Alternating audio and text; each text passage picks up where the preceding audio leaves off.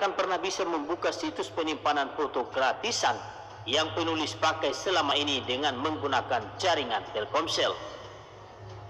Jadi, 갑자기 내게 나타나준 너, 난 아무 말도 할 수가 없었지. 첫눈에 Ubi ditulis Nafis. Ini kalau masih ada yang main-main, saya gigit sendiri. Sudah mulai ngerti ya, oh di sini. Saya sudah mulai ngerti, oh di sini. Saya sudah mulai ngerti.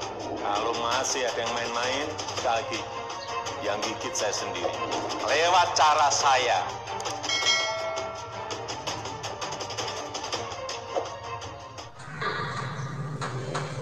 Karena ini ada kaitannya dengan Telkomsel, penulis sekalian ingin memberikan informasi jika ada pembaca yang selama ini komplain tidak bisa melihat foto-foto yang penulis tampilkan dalam tulisan sewot sebelumnya.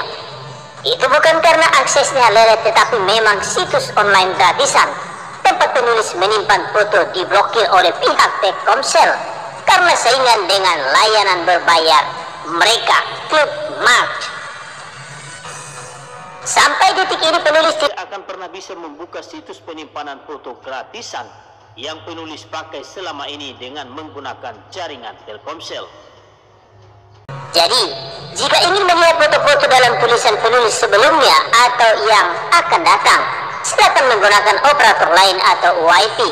Jika menggunakan operator Telkomsel, silakan menggunakan VPN.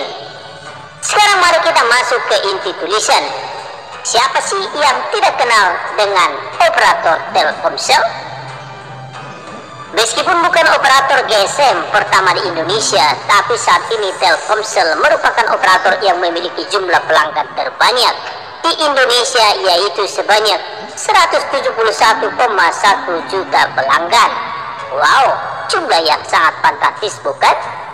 Pertanyaannya, apakah data belasan juta pelanggan Telkomsel yang tersimpan di server mereka itu aman? Buktinya data personal Denny Siregar itu bisa bocor ke publik.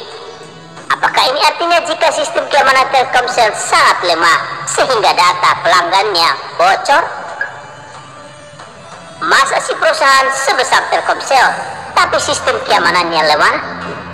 Atau ada orang dalam yang membocorkan data Denny Siregar ke publik lalu disebarkan oleh akun @opposite6891 biar kesannya dia adalah seorang hacker gitu? Sebenarnya ini bukan hanya masalah Denny Siregar, tetapi ini masalah kita semua. Apa yang terjadi pada Denny Siregar bisa juga terjadi pada diri kita sendiri. Coba Anda bayangkan seandainya Anda yang datanya diumbar ke publik, apakah Anda sudah siap mental untuk menerimanya? Jadi wajar jika Denny Siregar meminta penjelasan dari Telkomsel kenapa datanya bisa bocor ke publik. Dan tadi penulis membaca respon Telkomsel terkait bocornya data Siregar ke publik. Bagi Telkomsel, perlindungan data pelanggan selalu menjadi prioritas yang paling utama, sehingga kami senantiasa memastikan keamanan data dan kenyamanan seluruh pelanggan dalam berkomunikasi. Ujar Vice President Corporate Communication Telkomsel, Denny Abidin. Denny mengaku pihaknya siap bekerja sama untuk membantu serta berkoordinasi dengan pihak berwajib atau aparat penegak hukum. Selain itu, dia berkata pihak siap bekerja sama dengan pihak terkait jika terjadi dugaan peretasan data pelanggan pada sistem Telkomsel. Terserah deh apa kata Denny Abidin. Yang jelas data Denny Siregar sudah bocor ke publik dan harus pihak yang bertanggung jawab atas kasus ini. Penulisannya minta pihak Telkomsel jujur terkait kasus bocornya data Denny Siregar ke publik. Jika memang hal ini disebabkan karena ada yang melakukan hacking terhadap sistem internal Telkomsel, berarti kita tahu ternyata perusahaan sebesar Telkomsel tidak memiliki sistem keamanan yang bagus karena data pelanggannya bisa dihack selalu disebarkan ke publik. Meskipun tidak ada sistem yang aman di dunia ini, tapi penulis merasa ragu jika sistem keamanan perusahaan sebesar Telkomsel bisa dihack untuk mencari informasi data Denny Siregar. Mau diletakkan di mana wajah para admin IT perusahaan sebesar Telkomsel jika ternyata perusahaan mereka bisa dihack?